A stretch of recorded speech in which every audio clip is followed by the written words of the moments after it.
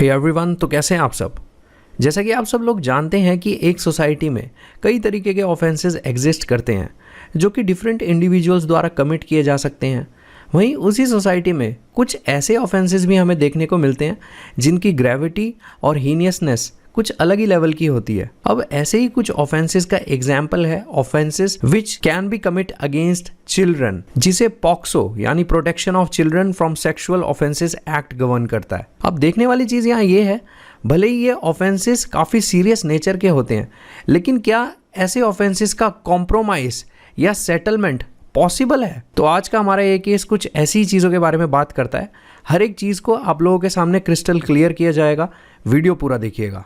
सबसे पहले इस केस का नाम देख लीजिए, Ramji Lal Bairwa and another versus state of Rajasthan and others 2024 live law SC 865। देखिए, भले ही ये केस 2024 का है, लेकिन इस केस की सिग्निफिकेंस काफ़ी ज़्यादा है। जैसा कि आप लोग जानते ही हैं कि women and children are more prone to any kind of uncertainty.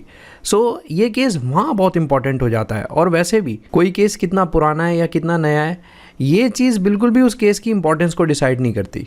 तो हर तरीके का केस, चाहे वो नया हो या पुराना हो, सब आपके लिए इंपॉर्टेंट है। तो चलिए अब इस केस के फैक्ट्स भी देख लेते हैं। अब ये पूरा इंसिडेंट स्टार्ट होता है एक क्लासरूम से। जैसा कि आप सब देख सकते हैं, ये है टीचर, ये है इस केस में एक्यूज्ड, और ये है विक्टिम जो कि होती है एक माइनर गर्ल चाइल्ड। अब जब क्लासरूम में कोई नहीं होता, तब टीचर यहाँ सेक्सुअल असॉल्ट कमिट करते हैं विक्टिम पर, विक्टिम के ब्रेस्ट को रब करके। अब ये बिल्कुल ऑब्वियस सी बात है कि जब किसी भी पर्सन के साथ ऐसा कुछ इंसिडेंट होता है तो वो और लोगों को इस इंसिडेंट के बारे में बताना चाहेगा, अपने आप को प्रोटेक्ट करने के लिए। और यही चीज़ विक्टिम करती हैं। विक्टिम जब इस इंसिडेंट के बारे में दूसरे टीचर्स को बताना चाहती हैं, तब यहाँ टीचर विक्टिम को थ्रेटन करते हैं, डराते हैं कि वो अपना माउथ, अपना जो मुंह है उसे बंद रखें। जैसा कि आप सब देख सकते हैं, the victim was threatened to shut her mouth. लेकिन फिर भी इन सब चीज़ों के बाद, इन सब थ्रेटनिंग के बाद एक FIR लॉज होती है against teacher under POCSO act and SC and ST act. Because यहाँ पे जो माइनर गर्ल चाइल्ड हैं, वो माइनर होने के साथ साथ एक ऐसी गर्ल चाइल्ड हैं जो कि बिलोंग करती हैं टू अ लोअर कास्ट। तो आगे बढ़ने से पहले पॉक्सो एक्ट के जिन जिन सेक्शंस के अंडर FIR को लॉन्च किया गया है, उनको भी डिस्कस कर लेते हैं। जैसा कि आपने देखा ही था कि पीछे सेक्सुअल असॉल्ट कमिट किया था टीचर ने विक्टिम के ऊपर। अब यहाँ पॉक्सो एक्ट का सेक्शन 7 सेक्सुअल असॉल्ट को डिफाइन करता है। सेक्शन 7 ये कहता है कि अगर कोई पर्सन है जो कि सेक्सुअल इंटेंट के साथ किसी भी चिल्ड्रन के, किसी भी बच्चे के वेजाइना, पीनस, एनस या ब्रेस्ट को टच करता है, या वो पर्सन सेक्सुअल इंटेंट के साथ उस बच्चे को खुद का वेजाइना, पीनस, एनस या ब्रेस्ट टच करने को बोलता है, या किसी और पर्सन का उस बच्चे को वेजाइना, पीनस, एनस और ब्रेस्ट टच करने को बोलता है, या कोई ऐसा एक्ट वो पर्सन उस बच्चे को करने को कहता है जिसमें सेक्सुअल इंटेंट शामिल है और फिजिकल कांटेक्ट शामिल है, लेकिन पेनिट्रेशन शामिल नहीं है। देखिए, पेनिट्रेशन का मतलब अगर आपको जानना है तो आप इस चीज़ को गूगल कर सकते हैं, क्योंकि ज़्यादा डीप में इन वर्ड्स की अगर मैं जाऊंगा तो हो सकता है वीडियो थोड़ी और सेंसिटिव साइड पर चली जाए। अब जहाँ सेक्शन 7 सेक्सुअल असॉल्ट के बारे में बात करता है, सेक्शन 8 सेक्सुअल असॉल्ट की पनिशमेंट के बारे में बात करता है। सेक्शन 8 ये कहता है कि अगर कोई भी पर्सन सेक्सुअल असॉल्ट कमिट करता है तो वो पर्सन लायबल है 3 साल की इम्प्रीजनमेंट के लिए, जिस इम्प्रीजनमेंट को 3 साल से 5 साल तक एक्सटेंड भी किया जा सकता है, और उस पर्सन को फाइन भी देना पड़ सकता है। मतलब अगर कोई भी पर्सन है जिसने सेक्सुअल असॉल्ट कमिट किया है किसी चाइल्ड के ऊपर, तो उसे मिनिमम 3 साल की सज़ा तो होगी, लेकिन उसे एक्सटेंड भी किया जा सकता है 5 साल तक, और फाइन भी देना पड़ सकता है उस पर्सन को, जो पर्सन यहाँ सेक्सुअल असॉल्ट कमिट कर रहा है। अब जब यहाँ टीचर के द्वारा विक्टिम के ऊपर सेक्सुअल असॉल्ट कमिट होता है, तो ऑब्वियस सी बात है इस इंसिडेंट की जो न्यूज़ है वो पहुंचती है विक्टिम के पेरेंट्स तक। लेकिन यहीं इस केस में काफ़ी इंटरेस्टिंग और इम्पॉर्टेंट चीज़ निकल के आती है कि ये जो पूरा इंसिडेंट था सेक्सुअल असॉल्ट का, इसको लेकर कॉम्प्रोमाइज़ कर लेते हैं विक्टिम के पेरेंट्स टीचर के साथ। मतलब एक तरीके का समझौता कर लेते हैं, सेटलमेंट कर लेते हैं विक्टिम के पेरेंट्स टीचर के साथ इस होल इंसिडेंट को लेकर। फिर ये केस जाता है राजस्थान हाई कोर्ट में। अब राजस्थान हाई कोर्ट यहाँ पे सुप्रीम कोर्ट के एक प्रेसिडेंट को इस केस में रेफर करता है। जैसा कि आप सब देख सकते हैं, उस प्रेसिडेंट का नाम है ज्ञान Singh versus state of Punjab 2012।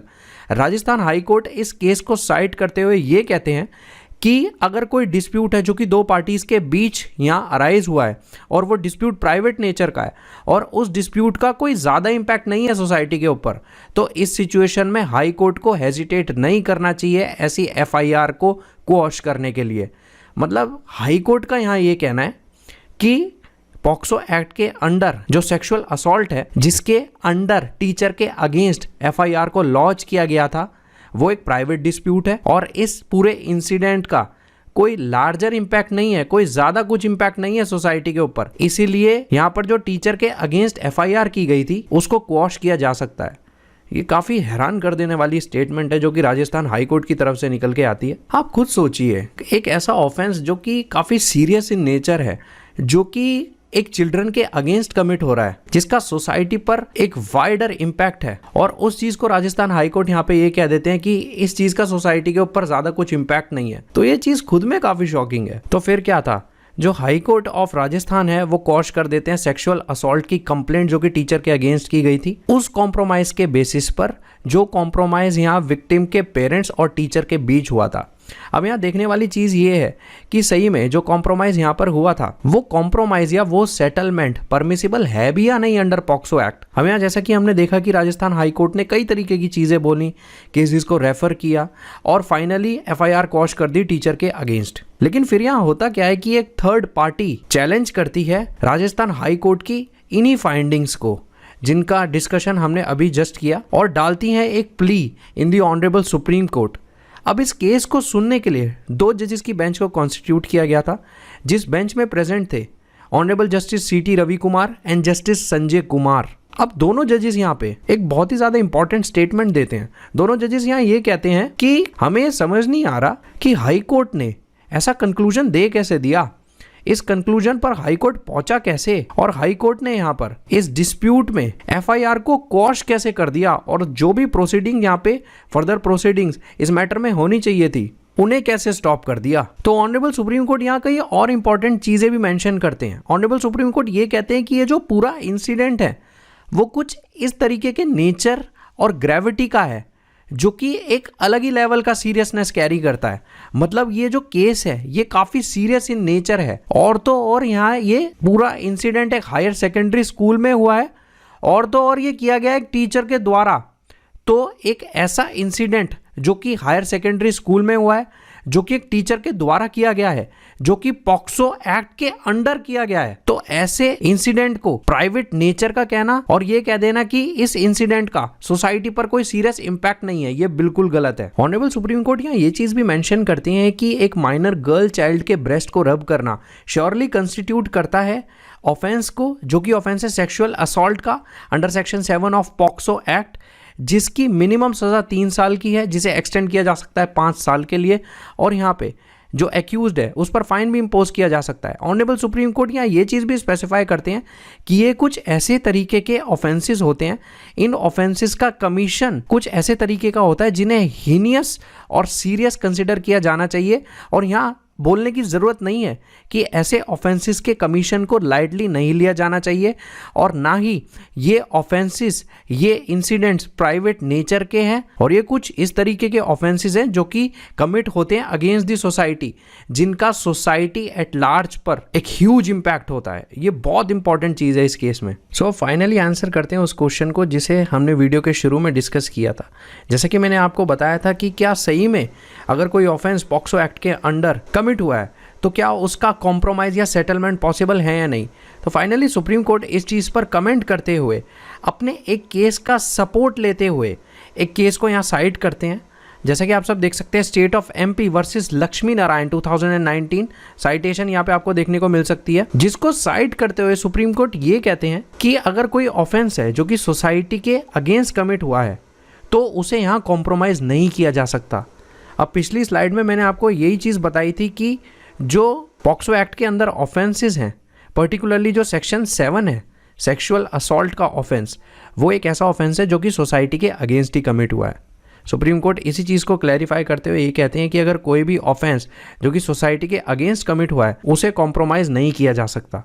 Supreme court Delhi high court का भी एक केस यहाँ कोर्ट करते हैं जिसका नाम है Sunil Raikwar versus state and another, जिसमें ये कहा गया था कि अगर पॉक्सो एक्ट का कोई केस है, मतलब कोई ऑफेंस है जो कि पॉक्सो एक्ट के अंडर कमिट हुआ है, तो उसका सेटलमेंट पॉसिबल नहीं है। जैसा कि आप सब देख सकते हैं, it can not be permitted to be settled. POCSO act के अंडर जो भी ऑफेंसेस हैं उनको सेटल करने की परमिशन यहाँ नहीं दी गई है। ये बहुत इंपॉर्टेंट चीज़ है। अब जब इस केस को राजस्थान हाई कोर्ट से सुप्रीम कोर्ट में लाया गया, तो इस केस को, तो जैसा कि मैंने आपको बताया था, एक थर्ड पार्टी ने यहाँ पे प्ली फाइल की थी against the findings the judgment of Rajasthan high Court of quashing the FIR। उस थर्ड पार्टी ने यहाँ प्ली फाइल की सुप्रीम कोर्ट में, फिर इस केस की हियरिंग सुप्रीम कोर्ट में हमें देखने को मिली।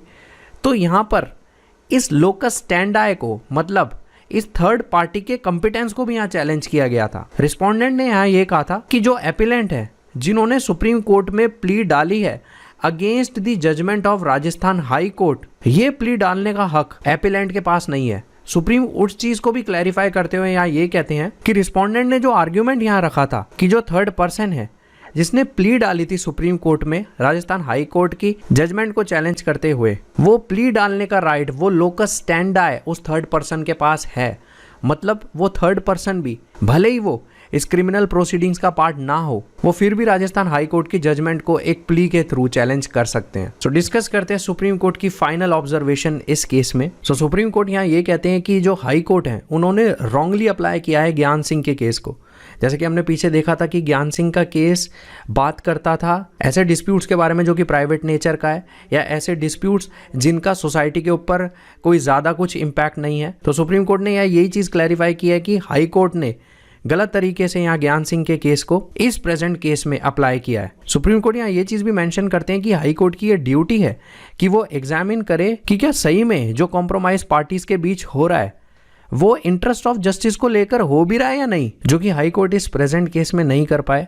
और सुप्रीम कोर्ट यहाँ यही चीज़ मेंशन करते हैं कि हाई कोर्ट इस केस को प्रॉपरली कंसिडर नहीं कर पाए। As you able to see, however, in the present case, the High Court failed to bestow proper consideration in that regard. So finally, Supreme Court, Rajasthan high court के उस decision को, जिस decision ने teacher के against जो sexual assault को लेकर complain हुई थी, उस FIR को क्वॉश कर दिया था, उस राजस्थान हाई कोर्ट के डिसीजन को सुप्रीम कोर्ट यहाँ सेट असाइड कर देते हैं और इस चीज़ को भी क्लैरिफाई करते हैं कि पॉक्सो के अंदर जो भी ऑफेंसेस हैं उनको सेटल करने की या कॉम्प्रोमाइज़ करने की परमिशन यहाँ नहीं दी गई है।